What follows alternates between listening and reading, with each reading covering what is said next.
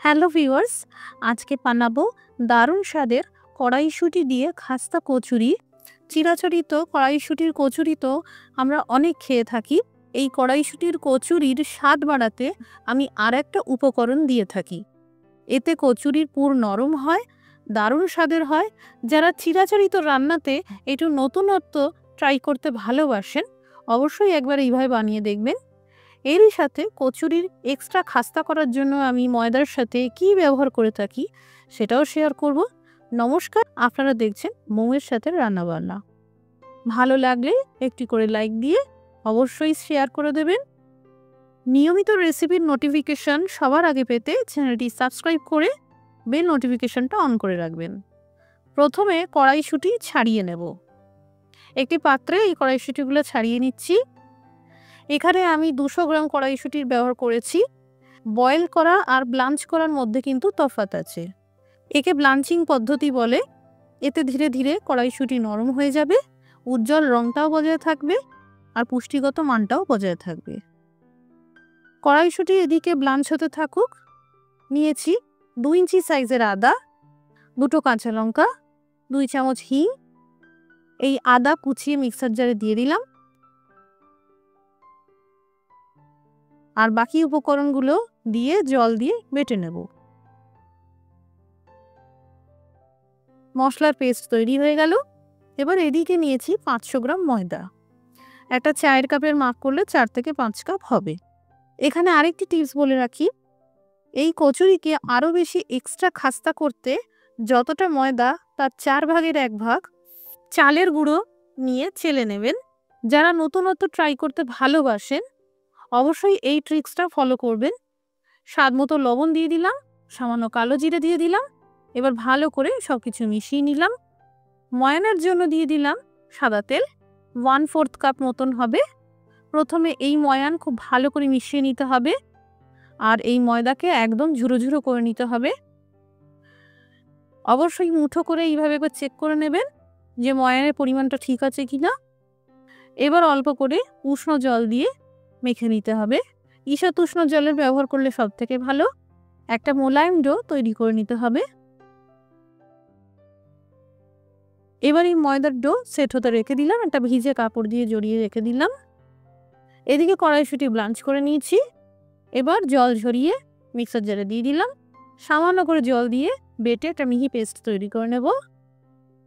কচুরির পুর তৈরি করার জন্য ফ্রাইং প্যানে দিয়ে দিলাম 2 চামচ তেল, দিয়ে দিলাম হিং, আদা লঙ্কার পেস্ট। কম আঁচ করে ভাজতে থাকবো, না হলে পুড়ে যেতে পারে। এবার এই কড়াইশুঁটির পেস্টটা দিয়ে দিলাম, সামান্য লবণ আর সামান্য চিনি দিয়ে দিলাম। ক্রমশ ভাজতে থাকবো।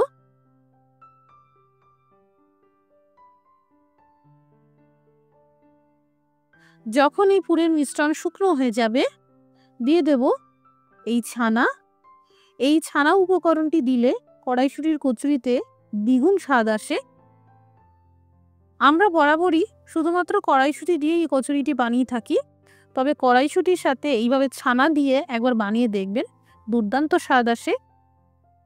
এখানে পনিরকে হাত দিয়ে মেখে নিয়েছি। বাজারজাত পনির অথবা বাড়িতে তৈরি করা ছানা যেটা ইচ্ছে সেটা দিয়েই করতে পারবেন। পুরের মিশ্রণ ঠান্ডা করে নেব। পুরের মিশ্রণ ঠান্ডা হয়ে গেছে।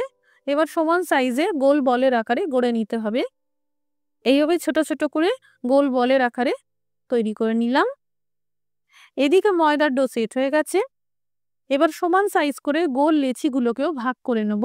অনেকেই আমাকে কমেন্ট করে জানিয়েছেন কচুরি বানানোর সময় বা বেলার সময় পুর ফেটে বাইরে চলে আসে।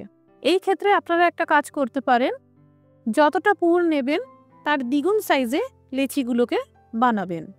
এতে লেচির তুলনায় পুরের পরিমাণটা কম থাকবে আর পুর ভরার পরে বেলার সময় ফেটে বাইরে আসবে না।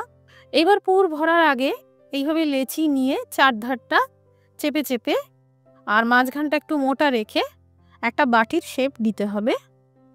এবার পুর ভরে চারদিক থেকে ভালো করে লক করে দিলাম, মানে মুড়িয়ে দিলাম। হালকা হাতে বেলে নিতে হবে। বেলার সময় সামান্য করে তেল ব্রাশ করে নিলে ভালো, এতে বেলতে সুবিধা হবে। এই দেখুন পুর বেরিয়ে গেল না, খুব সুন্দরভাবে বেলা হয়ে গেল। প্রত্যেকটা কচুরি বেলে নিলাম। এখানে বলে রাখি, ভাজার সময় তেল খুব গরম করে নিতে হবে। সব সময় তেলের তাপমাত্রা চেক করে নেওয়ার পরেই ভাজার কাজটা শুরু করবেন। তেলে কচুরি দিয়ে খুব আলতো করে চাপ দিচ্ছি, ঠেলে ঠেলে দিচ্ছি। এতে কচুরিটা ধীরে ধীরে দেখুন ফুলতে শুরু করেছে। এইভাবে প্রত্যেকটা কচুরি ধীরে ধীরে একটু ধৈর্য ধরে ভেজে নিতে হবে। আজকের রেসিপির প্রত্যেকটা টিপস যদি ঠিকভাবে ফলো করতে পারেন তাহলে অবশ্যই একটি দুর্দান্ত রেজাল্ট পাবেন আর সঠিকভাবে এই খাস্তা কচুরিগুলো তৈরি হয়ে গেল ছানা কড়াইশুঁটির খাস্তা কচুরি। একবার কড়াইশুঁটির সাথে ছানা দিয়ে এই কচুরিটা তৈরি করে দেখবেন, আমি আশা করছি আপনাদের খেতে ভালো লাগবে। আজকের রেসিপিটি দেখার জন্য অসংখ্য ধন্যবাদ। সবাই ভালো থাকুন, সুস্থ থাকুন।